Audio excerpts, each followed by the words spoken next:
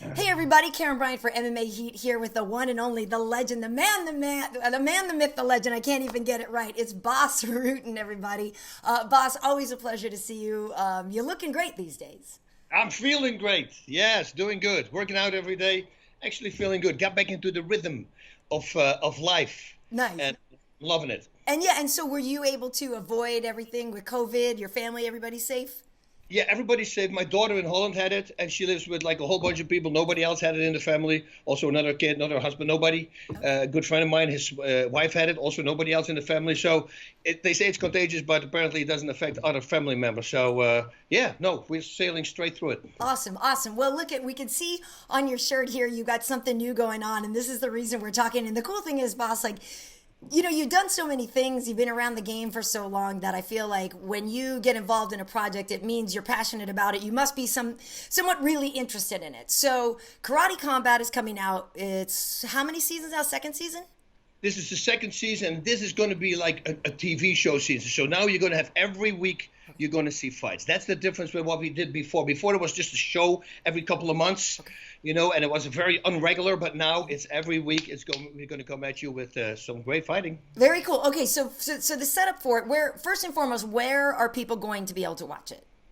Okay, so karate.com. I asked them about how much they paid for that domain name, but they didn't tell me because I was wondering karate.com. It's got to be, but it's also on a beIn Sports. Okay. beIn Sports Extra they call it. That's at 10 p.m. It starts on September 24th, and then on karate.com it's going to be every Sunday at 7 p.m. Eastern. Okay, perfect, perfect, very cool. So a couple places to watch it. So, I will ask you how you describe it, because if I were to describe it, I would sort of say a hybrid of a sports show, a fight show, a video game, and all kinds of stuff. It's really cool. Yeah, exactly what you say. It's in a pit, and it has like 45-degree angle walls that fighters can actually use to their advantage. And now you actually see, so the second season when we got in, people actually are using it to escape their opponent or to push off with flying kicks, Superman punch, whatever you want to do. There is a takedown rule. You can take somebody down. Once on the ground, you cannot clinch, but you can rain down strikes for 5 full seconds. So the referee starts counting immediately when you take somebody down. Everything is pretty much allowed. There's no knees to the body, not to the head. Right. There are no low kicks above, so on the thigh, but you can kick the lower leg. These rules are kind of the same rules that they have in the Olympics. They were supposed to have in the Tokyo Olympics. Only this is full contact, and that is, of course, semi-contact. Nice. And so they are wearing gloves, right? And were there shin guards as well? No shin guards, and they have these 4-ounce little tiny gloves. And let me tell you, we went to Greece one time, and we had 7 fights, and the show was 55 minutes. Yeah. That was it. Everybody got knocked out. I mean, it's the wildest thing. The last fight was the two guys had an open stance. So one of us is an orthodox and the other guy is a southpaw. Right. And right away, one person kicks an inside low kick, and I go, "Oh, we shouldn't do that. It's a very dangerous thing to throw at this moment because you can break your shin." And as soon as I said, "You can break your shin," he kicked again. His leg wrapped around the other guy's legs, broke his shin in half. So, yeah, there is some violence coming. But the greatest thing about these guys is that, at the weigh-in, for instance, some of them, they get out of character, they get angry, and they start screaming at each other. But as soon as they step back, there is that karate respect, They greet each other. And it's so cool to see because normally in fighting with us fighting and in kickboxing and Thai boxing, they keep being angry. Right. But here, at that moment, and then it's like, whoosh, respect for the opponent. And let's go on. Yeah, it's and I'm sure you didn't mind an early night in Greece. I remember when I went to Greece, I had a very good time, boss, and an early night at work is not a bad thing. Oh, I loved it and I stayed longer too because, of course, I wanted to go there where the Olympics were, right. All that stuff. And I had a good friend of mine who suddenly showed up that I knew from Holland who lives there, who is Greek, nice. But he always lived in Holland. And he shows up at the show, and I go, "What are you doing here?" He says, "Well, I'm living here." I go, "Dude, awesome, because now you can tour me around tomorrow because I took an extra day. I want to check out, all these cool Colosseums and all that."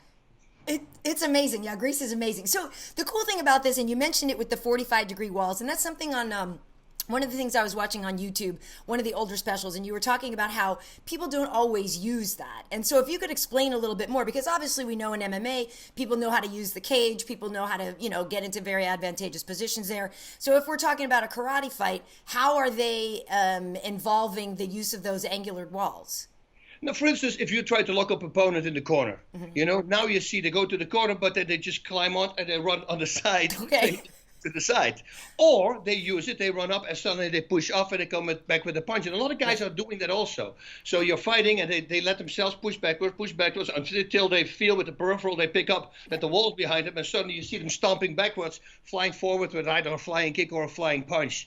So that's right now the most they use it, but also with takedowns, because what happens is that is considered the wall. So if you take him down and he falls with his back, you can rain down 5-second strikes. Now he's very close to you. And while you're in a standing position, you can really do some damage. So that's it's a cool little part as well. Yeah, it's very cool. And, one thing that's been interesting with the UFC right now, with us over on Fight Island and the stuff that's been going on at the Apex is they've been using a smaller octagon.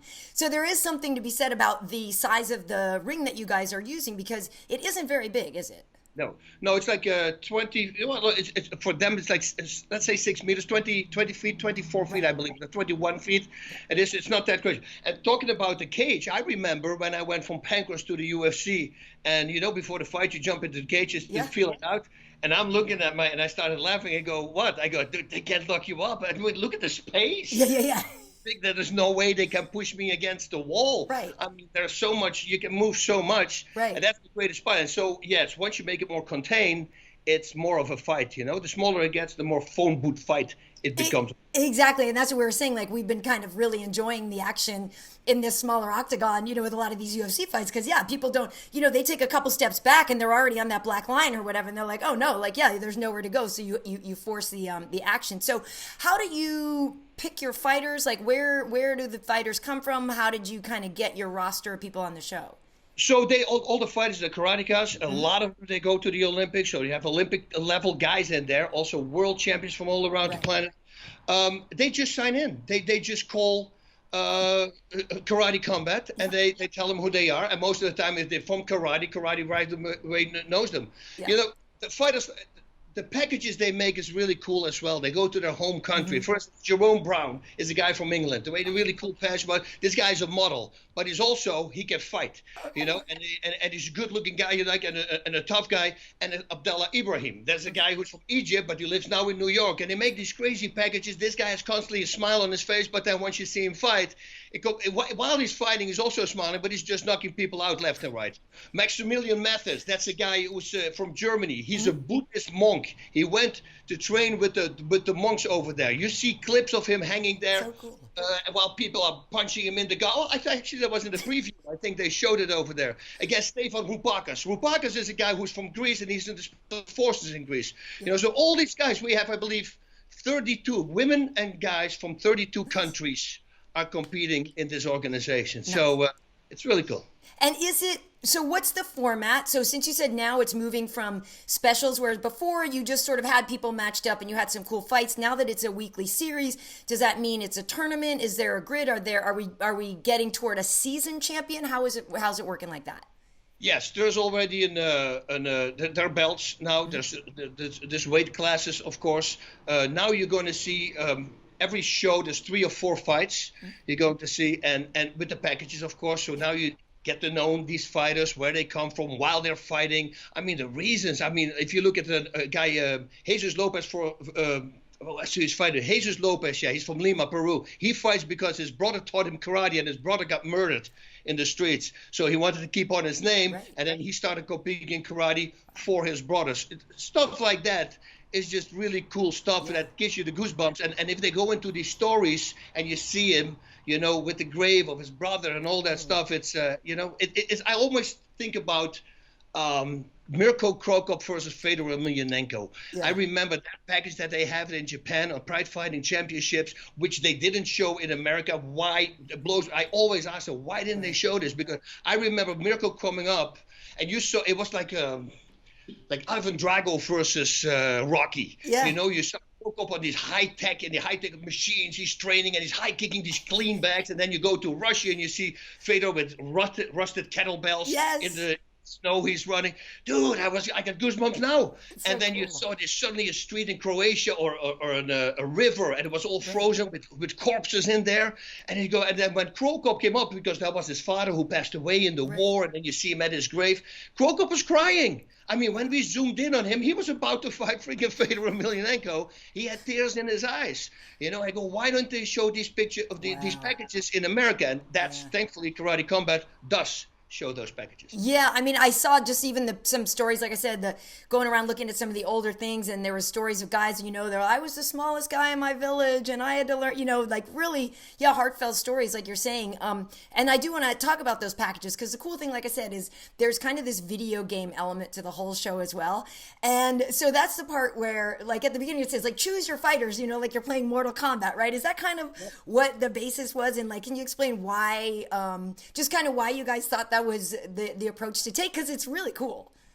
That's how they started. When I saw the first fights, it was really cool because you saw the fighters fight, but then you saw outside of the audience. So you saw the people standing at the pit, but there was cameras outside so that you see the people from the back. It gave that video game feel, and when there's 10 seconds left, suddenly the colors start changing, and then it gets dark. That's the break, and I love it. And now we got the teleporters. We're on different planets. We got great contacts. We want to thank Elon Musk for these contacts, because we're flying everywhere right now.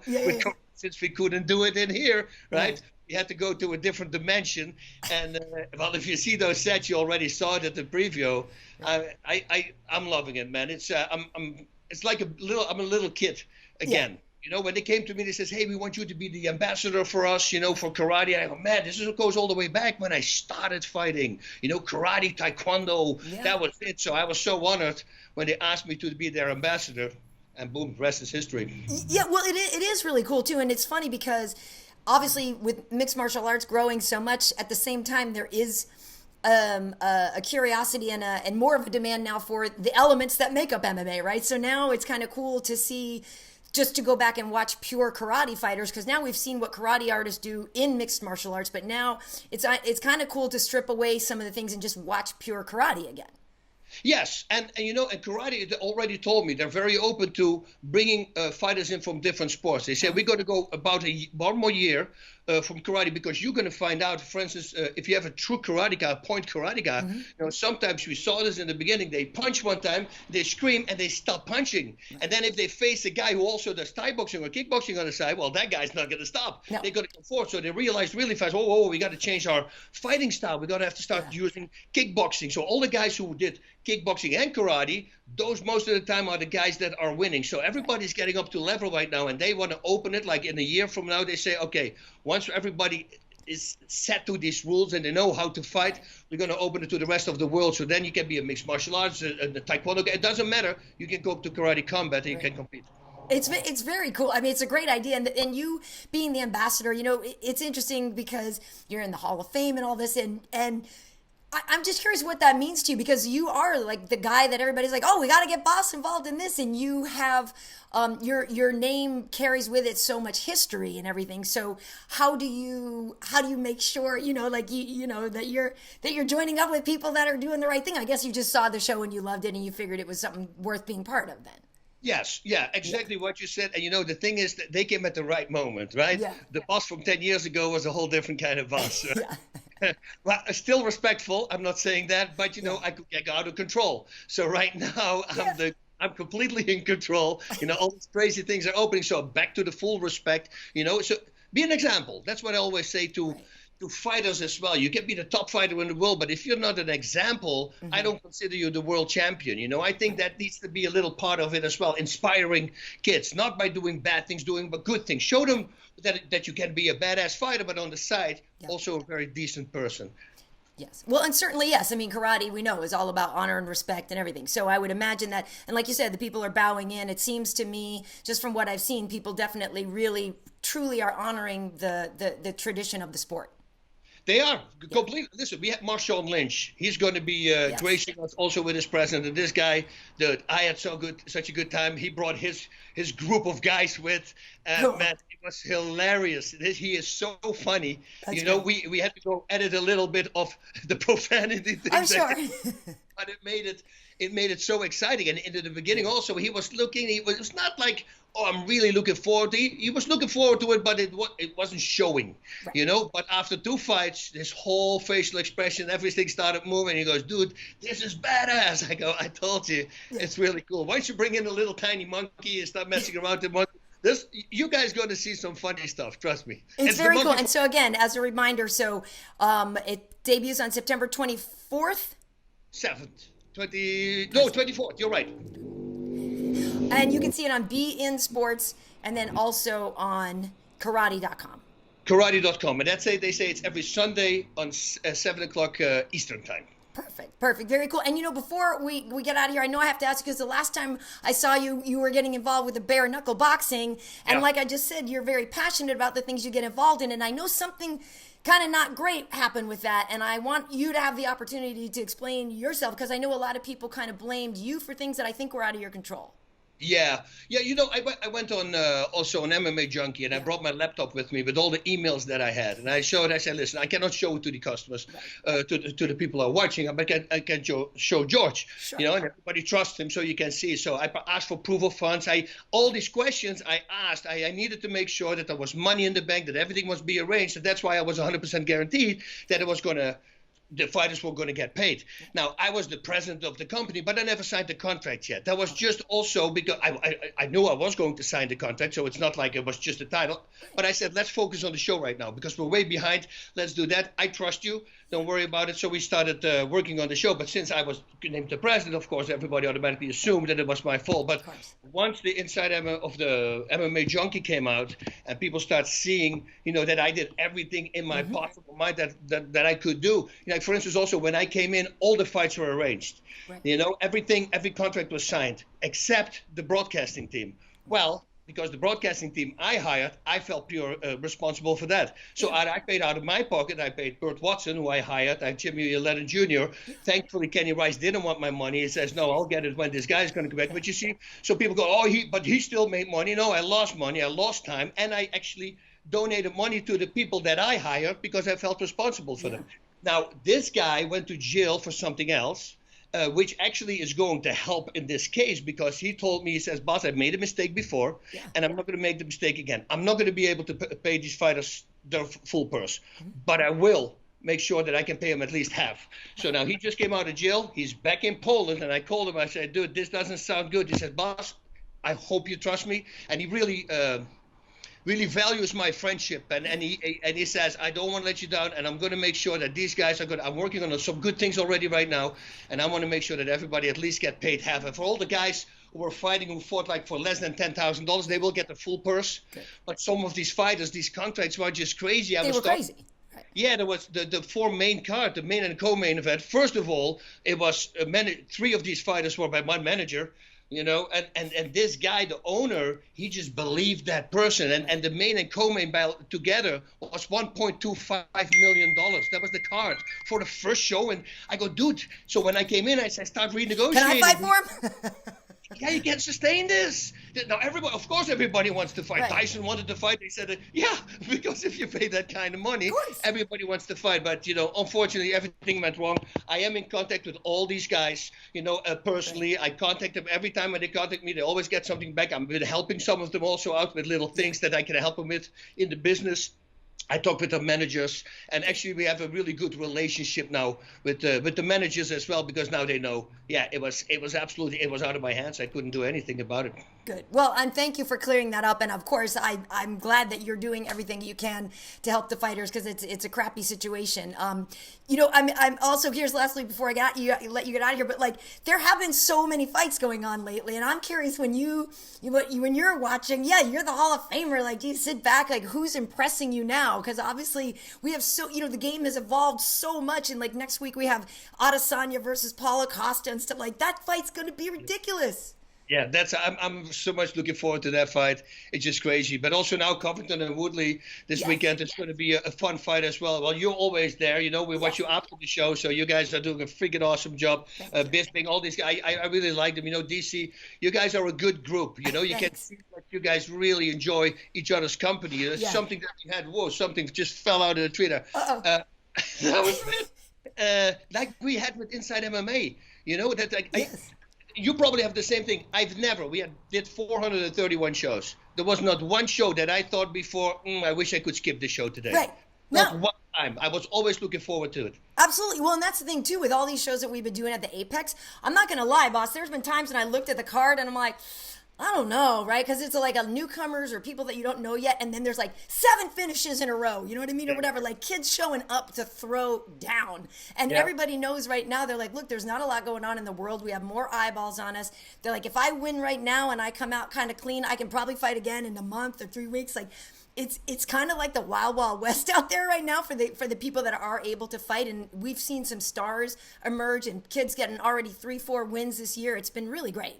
You know, and what I also like is what the UFC is doing. Yeah. You know, Fight Island. You know, now we control it ourselves. Yeah. You know, and just let the fighters fight. Yeah. They're the first one. I mean, they were the first company that actually did it, right? Yeah.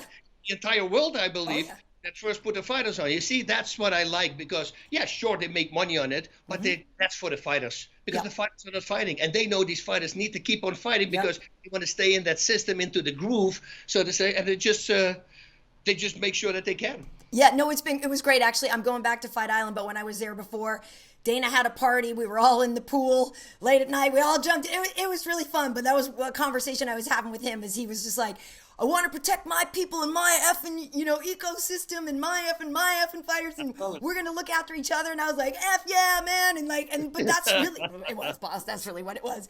But that's how everybody was because it was such a great gift to be able to pull this thing off. And it is a huge undertaking.